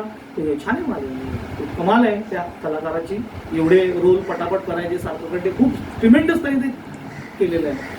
तर म्हणे छान वाटलं मला. म्हटलं स्वामी तुम्हाला आवडलं ते, तुम्ही इतके 2.5-3 तास तिथे. ते मला अरे एक लक्षात घे की मी काय मुळात फक्त माझ्यासाठी गेलो नाही, मी गेलोय ते माझ्या मुलीच्या तिचा आग्रह होता की तुम्ही या, म्हणून ते गेले होते. आणि मला ते काही वाईट नाहीये ना, कला असते. फक्त म्हणे एक होतं की मी फार त्याच्यामध्ये इन्व्हॉल्व्ह होत नाही, कारण की माझं लक्ष त्याच्यात नसतं. कारण की मी तिथे सुद्धा असताना सुद्धा हळूहळू कधी कधी मला ते सांभाळायला लागतं की आपण स्वरूप स्थितीवरती जाऊ शकतो, तर तिथे काय आता समाधी अवस्थेत जाऊन चालणार नाही. म्हणजे त्याचं नाटक सोडून लोक यांच्याकडे बघायला लागतील. त्यामुळे त्याच्यावरती त्यांचा कंट्रोल असायचा की तिथे ते भावविभोर होऊन एकदम साधना असं कधी तिथे नाटक बघत होते. पण तेव्हा की माझं असं होतं की मी ते बघितलं, तेवढ्यापुरते एन्जॉय केलं आणि ते तिथे सोडून पुन्हा मी माझ्या ह्याच्यामध्ये आहे, मी त्याच्यामध्ये अडकत. माझी ते तर प्रधान आवड राहिली नाही. पूर्वी होती, पूर्वी म्हणजे आम्ही नाटक सिनेमे बघितलेले आहेत, पण आता त्याची आवश्यकता म्हणजे कुठल्याही बाह्य गोष्टीमधनं मला आनंद मिळेल आणि मला शांत अवस्था प्राप्त होईल याची आता आवश्यकता राहिली नाहीये. कारण मूळ शांत स्वरूप आणि स्वरूप स्थिती आत्मनेच अनुभवाला आल्या कारणाने सतैव त्याच स्थितीमध्ये मी असतो. पण याचा अर्थ त्याचा ते आस्वाद घेत नसतात असं नाही, तेवढ्यामध्ये त्याचा आस्वाद घेतात. काही वेळेला समोर तिथे समाधानासाठी आस्वाद घेतात. आता तुम्हाला नागपूर शिबिर आमचं झालं होतं, हैदराबाद शिबिर झालं होतं, विवेक पण होता, हैदराबाद शिबिराला विवेक सुद्धा होता त्यावेळेला. किंवा सगळ्यात छान शिबिर आमचं झालं होतं म्हणजे पावसला ते शिबिर झालं 99 साली जानेवारीमध्ये, की ज्यावेळेला स्वरूपानंदांचे सगळे उत्तराधिकारी आणि त्यांचे उत्तराधिकारी आणि त्या सगळ्यांचे अनुयायी, असं तुम्हाला आश्चर्य वाटेल, 1500 लोकांचं शिबिर घेतलं तेव्हा आपण. पण तिथे सुद्धा असे काही सांस्कृतिक कार्यक्रम वगैरे असायचे, स्वामी कधी इन्व्हॉल्व व्हायचे. नागपूरच्या शिबिरामध्ये तर तुम्हाला आश्चर्य वाटेल, स्वामींचं आवडते साहित्यिक पु ल देशपांडे आणि त्यांचं पु ल देशपांड्यांमधलं सगळ्यात आवडतं कथानक की जे स्वामी सतत ऐकायचे ते म्हणजे सखाराम घटने. तो स्वामींनी स्वतः नागपूर केंद्रामध्ये एक स्किट केलं होतं सखाराम घटनेचं आणि त्याच्यात स्वतः स्वामींनी ऍक्ट केला होता, लक्षात घ्या, शिबिरामध्ये. आणि ते इतकं सुंदर झालं होतं की तो सखाराम घटनेचं कॅरेक्टर ज्यांनी केलं होतं, माझ्यामध्ये तो पुण्याचा हा होता, तो नेहमी इतिहासावरती स्वाध्याय करतो बघ, पुरंदरे, यस, त्यांनी ते सखाराम घटनेचं काम केलं होतं आणि स्वामींनी पुलंचा रोल होता. आणि ते इतकं छान दोघांनी केलं होतं की कार्यक्रम झाल्यानंतर स्वामींनी त्याला मिठी मारली तिथं. आता इतके स्वामी इन्व्हॉल्व व्हायचे, त्याचाही ते आस्वाद घ्यायचे.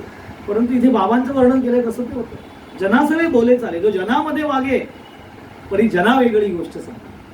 ते नॉर्मल आपल्यामध्ये वावरायचे, पण जना वेगळी गोष्ट सांगायची म्हणजे काहीतरी वेगळं सांगत बसायचे नाही. तर आपल्यामध्ये असताना सुद्धा प्रत्येक गोष्टीला ईश्वराशी कसं कनेक्ट करता येतं ते सांगून द्यायचे. जना वेगळी गोष्ट सांगायची, वेगळंच सांगायचं एखादी गोष्ट. आणि तसं आम्ही सुद्धा, तुम्हाला आश्चर्य वाटेल, नागपूरमधनं एकदा येत असताना स्वामींबरोबर कारमध्ये होतो शिबिराच्या संदर्भामध्ये. तो स्वामी कारमध्ये बसले आणि नेमकं ते बटन, ते पूर्वीनं काय वेळेला काय व्हायचं, ह्या फियाट वगैरे जुन्या गाड्या असायच्या ना, तर त्याचं काही ना वायरिंग वेगवेगळं असायचं. तर ते इग्निशनला ना ते डेक कनेक्ट व्हायचं, म्हणजे तुम्ही इग्निशन ऑन केलं की डायरेक्ट डेकच चालू व्हायचं एकदम. तर तसं ते एकदा सेल्फ मारला आणि ते डेक पण चालू झाला. तर नंतर तो मॅन्युअली बंद करायला लागायचा. तर तो सुरू झाला आणि त्याच्यात जी कॅसेट होती ती कॅसेटमधलं गाणं चालू झालं. ते किशोर कुमारचं गाणं होतं, तेरा मुझसे है पहले का नाता कोई यूं ही नहीं दिल लगाता कोई, ते जे गाणं आहे ते गाणं प्ले झालं. तर ते प्ले झालं तर आम्हाला म्हटलं की हे कुठलं गाणं लागलंय किंवा सिनेमातलं गाणं, म्हणून तो बंद करायला गेला. तर स्वामी राहू दे गाणं असं म्हणते. अख्खं गाणं ऐकलं आणि ते मग अख्खं ऐकल्यावर ते मला बंद करत. आणि ते मला हे गाणं ऐकलंय तुम्ही सगळ्यांनी असं विचारलं. तर मी त्या एक प्रांतातला आहे किशोर कुमारचे गाणी ऐकणाऱ्याच्या, त्यामुळे मला ती गाणी पाठच आहेत सगळी.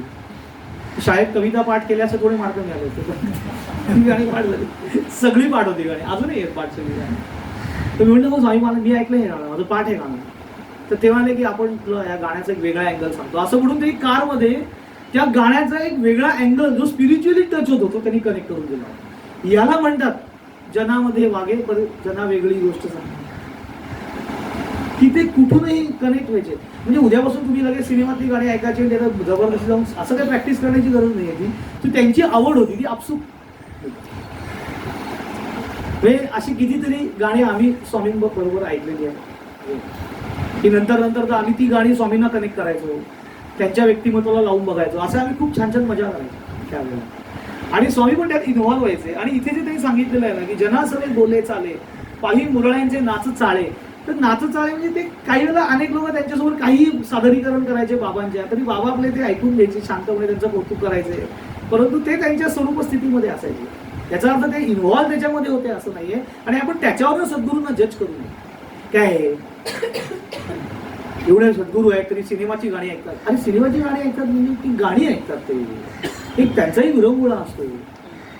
कारण आपल्याशी जर का त्यांनी व्यवहारामध्ये आपल्याशी बोलावं वागावं असं आपल्याला वाटत असेल तर त्यांना देवबोधावरती यावं लागतं. आणि देवबोधावरती येण्यासाठी ही डिस्ट्रॅक्शन असतात, पण ती डिस्ट्रॅक्शन ते स्वतःची आवड म्हणून पण जपतात. आता गजानन महाराज चिली मोड, आपण तेवढंच गजानन महाराज चिली मोडायची, तू ओढ ओढून बघ तुझा कंट्रोल राहील का तुझ्यावर. चिलिंग मध्ये काय असतो, गांजा. तुम्हाला कसं माहिती, तुम्ही पण ओढली तर काय याचं ज्ञान घेण्यासाठी फार लांब जायला लागत नाही. गुगल टच केलं की सगळं ज्ञान मिळतं. पण गुगलवर चांगलं ज्ञान पण असतं आणि नको ते ज्ञान पण असतं. त्याच्यात काय गांजा असू शकतो, फार फार तर तंबाखू, म्हणजे त्यातल्या ते सोफिस्टिकेटेड चिलिंग ओढणारे म्हणजे तंबाखू टाकून गांजा ओढ. बाबा ओढायचे का गांजा, किंवा साई गजानन महाराज चिली मोडायचे, तुम्ही चिली मोडणार का? आणि त्याच्यावर तुम्ही त्यांना जस्ट थोडी करणार. ते पक्के योगी होते हे लक्षात ठेवलं पाहिजे. ते काय 24 तास आपला कंटाळा आला की ओढ चिली, असं नव्हतं. ती कधीतरी एकदा त्यांनी ओढली होती, त्यांना त्या भक्तांनी अर्पण केली ती. आता त्या भक्ताला पण कळायला पाहिजे ना की सद्गुरूंना काय नवस. त्यांनी नवसच असा केला गजानन महाराजांना की मी तुम्हाला चिली गांजा अर्पण करेन. आता काय लोक नवस करते, गांजा अर्पण करण्याचं नवस सद्गुरूंना केल्यावर ते तरी काय करा. केला नवस साया असं करू नये, केला नवस चुकवू नये असं समजतो. अधिक तर करू नये असले काही, केला तर मग चुकवायचा नाही. पण आता सद्गुरूंना नमस करतोय आपण, काय करतोय करणाऱ्याला कळलं पाहिजे. त्यांनी गांजा अर्पण करण्याचा नमस केला, आपण काय करणार महाराज ते तरी. पण त्यांनी तेवढ्यावरती ते चिली, ते काय सतत चोय. आता आपण त्यांना त्यांची तीच मुद्रा लक्षात ठेवली चिली मोठ्याची, म्हणून त्यांच्या मूर्त्या सगळ्या त्याच्या. अक्कलकोट स्वामी गुडगुडी होय, हुक्का आणि गुडगुडी या अक्कलकोट स्वामींचा आवडत होतं. त्याला ते जाळ म्हणायचे. सुंदराबाई होती ना, सुंदराबाईंना ते बोडकी म्हणायचे, कारण त्या काळातली ती गंगा भागीरथी असं म्हणायचे. त्यांचा नवरा आधी गेलेला आहे, त्या बायकांना गंगा भागीरथी असं म्हणायचे. आणि ते केसांचं मुंडण केलेलं असं, तर त्यांचं ते मुंडण केलेलं होतं, म्हणून त्याला हाक मारताना सुंदराबाईंना अक्कलकोट स्वामी हे बोडके असं हाक मारायचं प्रेमाने. त्या पण त्या प्रेमाने त्याला होऊ द्यायचं. आणि ते कायम त्यांना सांगायचे की माझा जाळ खायची वेळ झालेली आहे, बोडके मला जाळ खायला घाल. तर जाळ खायला घाल म्हणजे ते हुक्का किंवा गुडगुडी त्यांना द्यायला लागायचे. आता काय अक्कलकोट स्वामींसारखी व्यक्ती गुडगुडी ओढते, मग काय याला काय अर्थ आहे का? अर्थ काय, तर खरं काही अर्थ नाही आहे त्याला. तो अर्थ लावायला पण जाऊ नकोस तू. तुला स्वामींनी काय सांगितलंय ना त्यांच्या जीवनात ते लक्षात ठेव, ते काय करायचं ते लक्षात ठेव. एक व्यक्तिमत्व असतं, पण त्यांची आंतरिक स्थिती काय आहे हे लक्षात घेतलं. इथे जे म्हटलं ना रेसन हाले समाधी, त्याचं तुम्हाला एक उदाहरण आहे. बाबांच्याही जीवनातलं सांगतो आणि अक्कलकोट स्वामींच्या जीवनात. आधी स्वामींच्या जीवनातलं सांगतो, मग बाबांच्या जीवनातलं, कारण आपल्यासमोर साई सच्चरित्र. विष्णुबुवा ब्रह्मचारी नावाचे एक वेदोक्त प्रवचनकार होते त्या काळामध्ये, स्वामींच्या काळात. आणि ते खूप प्रसिद्ध होते. आणि ते का प्रसिद्ध होते तर त्या काळामध्ये ख्रिस्ती लोकांचं धर्माचरणाचं हे प्रकार खूप चालले होते. स्वामी समर्थांचा काळ हा इंग्रजांचा काळ आहे. भारतावर तेव्हा इंग्रजांचं राज्य होतं.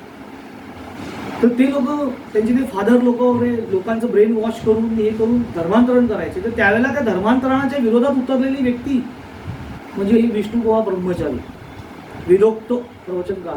त्यांचं ज्ञान खूप होतं आणि ते चर्चा करून समोरच्याला नामोहरण करायचे, इतके ते प्रसिद्ध आणि खूप सुंदर कीर्तनकार प्रवचनकार.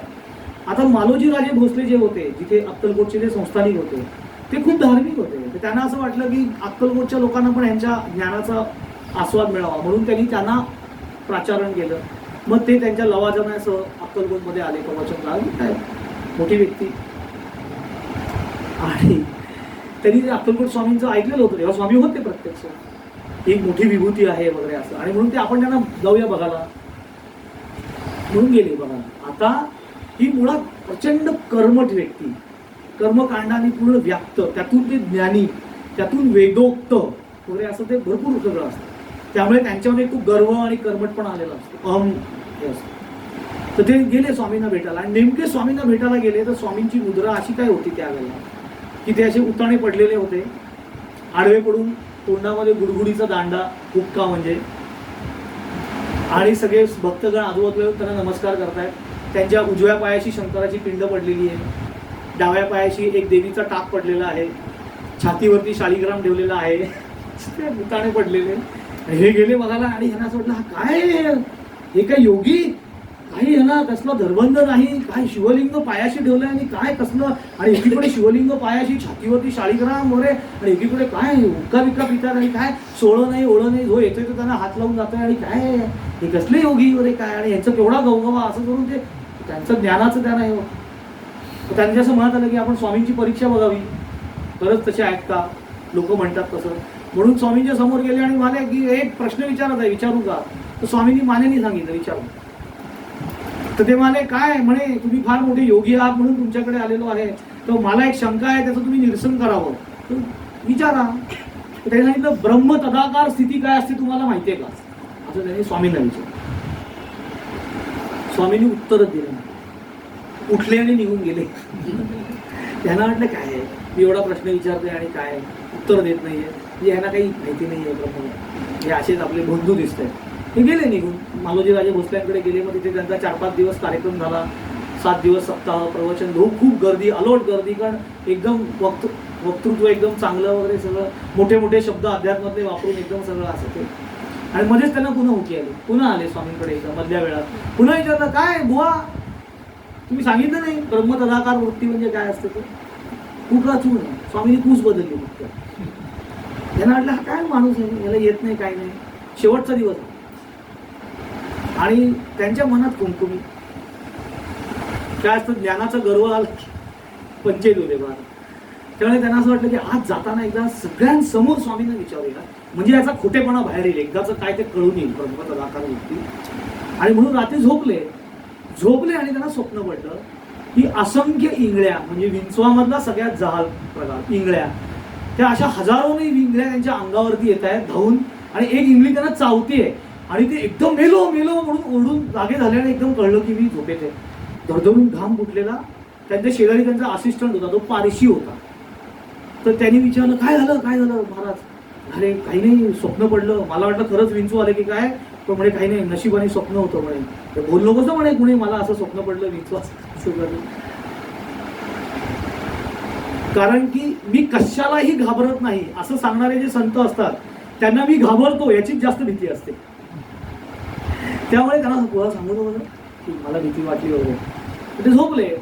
दुसऱ्या दिवशी सकाळी सगळं सत्काराची तयारी झाली, मग सत्कार चमत्कार झाले सगळे, अमुक तमुक सगळा लवाजमा घेऊन ते स्वामींकडे गेले. आणि आता स्वामींना जाताना एकदा विचारूया, म्हणजे सगळ्यांसमोर त्यांचं पितळ उघडं पडेल असं म्हणून स्वामींना विचारले काय आता तरी कळलं का ब्रह्म तदाकार वृत्ती काय असते ती. असं विचारल्यावरती इतके दिवस स्वामी त्यांना टॉलरेट करत होते, ते त्यांच्या मूळ अवतारामध्ये आले. आणि मग पुढे त्यांनी विशेष त्यांच्या परवलीच्या शब्दांचा पहिला भडीमार केला. तुम्ही इथे आता बसून वापरू शकत नाही, तुम्ही त्यांच्या बकरीमध्ये वाचल्यावर तुम्हाला कळेल ते काय विशेष शब्द होते स्वामींचे. ते सगळे शब्द वापरून झाल्यानंतर त्याला म्हणे स्वप्नामध्ये हजारो इंगळ्या अंगावरती आल्या आणि घाबरून उठतोस आणि मला विचारतोस ब्रह्मतदाकार स्थिती काय असते ती, ब्रह्मतदाकार स्थिती काय अशी रस्त्यावर पडलेली आहे का, चालता हो येत ना असं म्हणून त्यांना हाकलून दिलं. तेव्हा त्यांना कळलं स्वप्नात जे मी बघितलं ते यांना इथे बसून कळलेलं आहे, यांचा अधिकार काय असला पाहिजे. ते आडवे झाले. त्याला ते म्हणतात रेस नहाले समाधी. जो जनामध्ये वागे पण जना वेगळी गोष्ट सांगे. अरे नॉर्मल माणसांसारखे असतात पण त्यांची आंतरिक स्थिती ही स्वरूप स्थिती असते. त्यांना सगळं अंतःकरण त्यावेळेला कळू शकतं. त्यांची परीक्षा बघायला लावली. स्वामी असं म्हणायचे की हे सगळे सत्पुरुष जे होते ना, अक्कलकोट स्वामी, गजानन महाराज, साईबाबा, तर ते म्हणाले की तो योगाग्नी आहे. आपण आपली कुवत ओळखावी आणि त्यांच्या ऑरामध्ये वावरावं. तर तो उभही देतो पण अग्नीची परीक्षा बघायला गेला नाही त्याला हात घातलात ना तर तो पळून काढेल. तुम्हाला लक्षात ठेवा. कारण ते योगाग्नी आहे. निश्चितपणे त्या योगाग्नीच्या जवळ वावरलं तर आपलं अंतःकरण पवित्र होतं. कारण अग्नी हा पवित्र करणार आहे. म्हणून आपल्या संस्कृतीमध्ये अग्नीला सर्वश्रेष्ठ पवित्र मानले जाते. म्हणून आपल्या सगळ्या कर्मकांड असू देत किंवा कुठलेही रिच्युअल्स असू देत त्याच्यामध्ये अग्नीला प्राधान्य आहे. म्हणून सकाळी उठल्यावरती सुद्धा देवासमोर दिवा लावण्याची पद्धत आहे. अग्नीच येतो एक प्रकारचा पवित्र आहे. पहाटे उठून देवासमोर दिवा लावून बघा. उठल्या उठल्या काही करायचं नाही. आपल्याकडे ही पूर्वापार संस्कृती होती की उठल्या उठल्या पारोशानी पहिले काय करायचं तर देवासमोर जाऊन समई किंवा तेलाचा दिवा लाव, मग आपल्या व्यवहाराला संध्याकाळी तुपाचा दिवा लाव. त्यांनी प्रसन्न ना आपल्यालाही प्रसन्न वाटतं, वातावरण बदलतं. अग्नी हा पवित्र आहे. तसं ते पवित्र असतात. संत सज्जन अग्नी असले तरी ते पवित्र असतात. परंतु आपण त्यांची परीक्षा बघायची. तसं ते बाबांच्या बाबतीत सांगितलं जनासवे बोले चाले पण रेस न हाले समाधी. समाधीची एक रेस सुद्धा आली. तसं स्वामींच्या बाबतीत पण आम्ही खूप वेळा बघितलेलं आहे की ते इतके नॉर्मल असायचे परंतु कधी त्या स्वरूप स्थितीमध्ये पटकन ते जातील सांगायचं. एका रात्री उशिरा आमच्याकडे आले होते आणि 11:30 वाजले त्यांना यायलाच पनवेलवरून. त्याच्या पुढे ते जेवले. त्यावेळी लगेच झोपणं शक्य नव्हतं म्हणून गप्पा मारत बसले आणि 1-1.25 तास वाजला. तसं बोलता बोलता एकदम त्यांचं बोलणं बंद झालं. एकदम डोळे मिटले आणि बाण सुटावा तीरात तसं पटकन उठले आणि बेडरूम मध्ये गेले आणि दार लावून घेतलं आणि थोडं अर्धा तासाने पुन्हा बाहेर आले. मग चेहऱ्यावरती पाणी वगैरे मारलं, सगळं स्वच्छ झाले पुन्हा. आणि मग मला थंड पाण्याची बाटली मला आणून द्या. त्यांना फ्रीझर मधली पाण्याची बाटली राहते ती बाटली त्यांना एक नेऊन दिली. दार लावून घेतलं. मग त्यांच्या ते स्थितीमध्ये असायचं की ते पटकन त्या स्वरूप स्थितीवरती कधी निघून जातील हे सांगता येणार नाही. कारण ते मूलतः त्या स्थितीमध्ये असतात. आपल्याला सोयीचं जावं, आपल्याला बर्डन येऊ नये, आपल्याला त्यांच्याशी संवाद साधताना एक बॅरियर निर्माण होऊ नये म्हणून ते आपल्या लेव्हलवरती येऊन आपल्याशी संवाद संत सद्गुरू सांगतात. पण याचा अर्थ असं नाहीये की ते तसे आहेत. म्हणून इथे म्हटलेलं आहे की तो जनासवे बोले चाले पायी मुरल्यांचे नाच चाळे गज्जल नारे ऐकता डोले रेस न हाले सर. इथे सगळ्या गोष्टीमध्ये इन्व्हॉल्व व्हायची त्या वेळेला व्हायचं. पण याचा अर्थ असं नाही आहे की ते तसे आहेत. आपण त्याच्यामध्ये अडकून बसतो. त्यातलं बाहेर आहे. वायफळ बडबड कधी स्वामी करायचं. त्यांचे बिसाट शब्द सुखे म्हणता येतो वेद असं ज्ञानेश्वर महाराज म्हणतात. ते आम्ही सद्गुरूंच्या बाबतीत अनुभवलेलं आहे. सहज म्हणून बोलून जायचे एखादी गोष्ट पण कळायचं अरे स्वामींनी काय सांगितलं नंतर कळायचं. ते आपण लेट करंट असतो थोडेसे म्हणजे नंतर आक्रमण झाले स्वामींनी आपल्याला काय सांगितलं त्या दिवशी काय बोलले काही का असं ना पण त्याच्या सहज बोलण्यामधनं सुद्धा सहज बोलणे हितोपदेश असं जे म्हटलेलं आहे हरिपाठामध्ये तसंच त्यांचं होतं. सहज बोलायचे. तसंच ह्या बाबांचं आहे. बाबांची तर कित्येक अशा गोष्टी आहेत की जे सहज म्हणून बोलून जायचे पण त्याचा केवढा गूढ अर्थ जसं जसं आपण पुढे अध्याय बघू ना तसं आपल्याला कळतंय. तशी एक बाबांची पण कथा सांगतो आणि विषय करतो. मला त्यांचं आता नाव आठवत नाहीये कुणाच्या बाबतीत या प्रसंग घडला पण एक योगी पुरुष होते आणि ते बाबांकडे समाधी स्थितीचं वर्णन त्यांच्या काही अडचणी होत्या म्हणून ते सॉल्व्ह करायला म्हणून गेले होते. स्वतः योगी होते. काही योगामधल्या अडचणी आल्या पण कर्म त्या काळातले. मग ते चातुर्मास असलं की कांदा लसूण खायचे नाही वगैरे. आध्यात्मिक व्यक्तीने लसूण काही खायचं नसतं त्यामुळे आध्यात्मिक व्यक्तीने बटाटा वडा वगैरे असं काही खायचं नसतं असं आपण ठरवलं होतं. तर तसं त्यांनी पण ठरवलं होतं. आणि नेमके ते जेव्हा बाबांकडे गेले तेव्हा बाबा जेवायला बसले होते आणि कांदा खात होते. कांदा वाटत तर बाबा पाठमोरे आहेत ना त्यांना आणि हे त्यांच्याजवळ गेले आणि त्यांच्या मनात यायला लागलं की हा काय कसला योगी पुरुष कांदा बिंदा खातो कच्चा कांदा खातो. कच्चा कांदा खातो. योगी पुरुषाला शोभत नाही आहे कांदा लसूण खाणं. त्याला वर्ज आहे सगळं. हे असं काही करू नये. त्यांच्या मनात आलं की आता हा असा कांदा लसूण खाणारा ह्याला काही नियम नाहीत काही नाही. हा काय माझ्या योगातल्या अडचणी दूर करणारा शंका दूर करणार हे त्यांच्या मनात चाललंय की त्यांच्या मनातली सगळी बडबड बंद होते ना होते तेवढ्यात बाबा लेकी बोले सुने लागे असं करत त्यांच्या बाजूला बसलेल्या व्यक्तीला सांगत त्यांना निर्देशून गेले. नाना होते त्यांच्या शेजारी, म्हणजे नाना लक्षात ठेव, कांदा त्यांनीच खावा ज्यांना तो पचतो. हे ऐकल्यावर त्यांना कळलं की माझ्या मनात चाललेलं आहे ना. कसं कळलं? अंतरीच्या खुणा अंतर्निष्ठ जाणं, अंतरसाक्षीत्व आहे बाबांचं, कारण ते स्वरूप स्थितीमध्ये आहे. ते जरी साधी कृती करत असले तरी ते स्वरूप स्थितीमध्ये आहेत. आता त्यावेळेला बाबा कांदा का खात असतील बरोबर त्याच वेळेला, या तर्कामध्ये पडायचं नाही. कदाचित त्यांना ते आकलन झालं असेल अंतरिक साक्षीत्वानं की आता हा येणार आहे आणि याच्या मनात शंका आहे, तर ह्याची शंका प्रॅक्टिकली दूर करू म्हणून ते बसले असतील. असंही असू शकतं. बसप्पा तेली जंगलामध्ये फिरत होते, दरिद्री होतं. नोकरी कुठे मिळते का काय मिळते का तरी, आणि तो जंगलात मंगळवेढ्याची गोष्ट आहे. अक्कलकोट स्वामी अक्कलकोटमध्ये येण्याच्या आधीच्या काळात तो तिथे गेला तर जंगलात त्यांना एक व्यक्ती पहुडलेली दिसली, दिगंबर अवस्थेमध्ये, 8 फूट उंची, अजानुबाहू. त्यांना कळलं कोण आहे, अफाट तेजपुंज कांती, ते अक्कलकोट स्वामी झोपले होते. हा मनात म्हणतोय की म्हणे ही कोण मोठी व्यक्ती आहे, एवढी तेजपुंज आहे, एवढी उंच पुरी, हे कोणतरी सत्पुरुष असले पाहिजे. हे तो मनात आहे बसप्पा तेल्याच्या. त्याच्या मनात ही बडबड चाललेली असताना स्वामींनी पटकन त्याच्याकडे बघितलं, म्हणाले हे तेल्या असं त्याला, म्हणजे तुला काय करायचंय, मी सत्पुरुष असेल तसं आणखीन कोणतरी असेल, तुला नसत्या पंचायती सांगितलेत कुणी. हा डायरेक्ट लोटांगणच घातलं त्यांनी. यांना कळलं कसं माझ्या मनातलं, माझ्या मनात चाललंय हे सगळं. अंतरसाक्षीत्व काय स्वामींचं बरं आहे ना, याने लोकांच्या मनातलं ऐकायला. आपल्याला पण असं कळलं असतं कोण कोण माझ्याबद्दल काय बोलतो. असं आपल्याला कळायला लागलं ना तर आपण वेडे. प्रत्येकाच्या मनातलं माझ्या मनात जर उमटायला लागलं, आधी आपल्या डोक्यातले विचार इतरांचे, आपण पागलच होऊ. आपल्याला सायकोलॉजिस्टच गाठायला लागेल थोड्या वेळाने, नाही तर डायरेक्ट मेंटल हॉस्पिटल. वेडे हो आपण, कारण अशी रचनाच नाहीये केलेली. आपल्याला असं वाटतं की स्वामींना काय ना, मी एकदा स्वामींना असं विचारलं की स्वामी तुम्हाला प्रत्येक शिष्याच्या मनात काय चाललंय ते कळतं प्रत्येक वेळेला. तेव्हा असं कळायला लागलं तुम्ही पागलच झाले. पण प्रत्येक डोक्यात काय काय विचार क्षणोक्षणी चाललेले असतात, ते सगळे कलेक्टिव्ह स्वामींच्या डोक्यात, त्याच्यात त्यांचे विचार म्हणजे गेलंच सगळं माझा.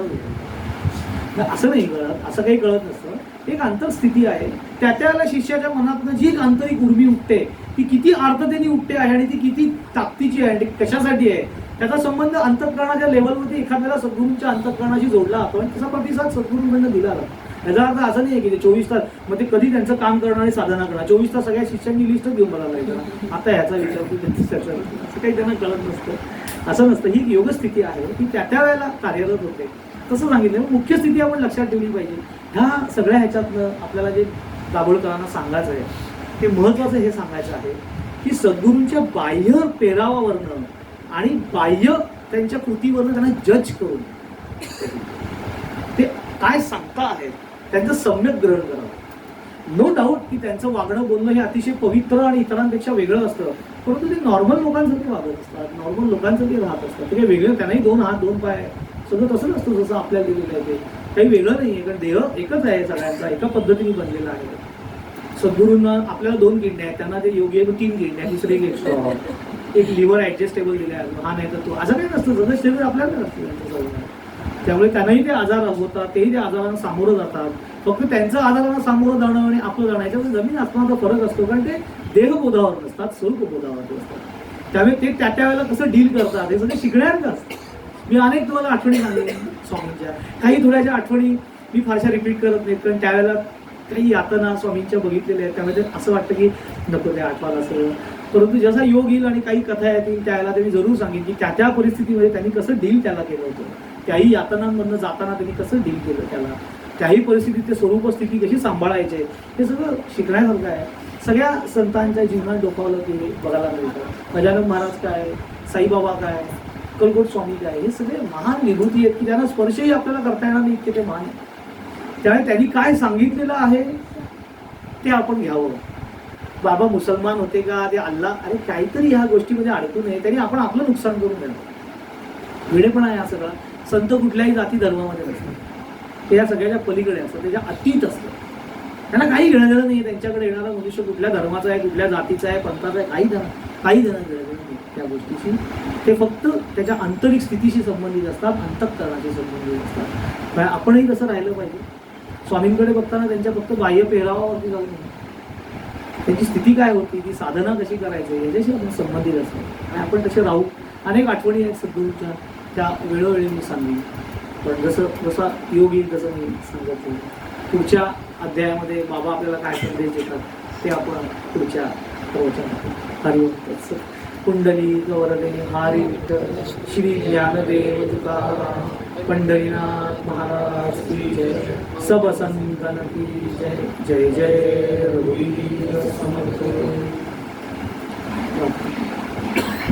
आपण प्रार्थनेने सांगत होते.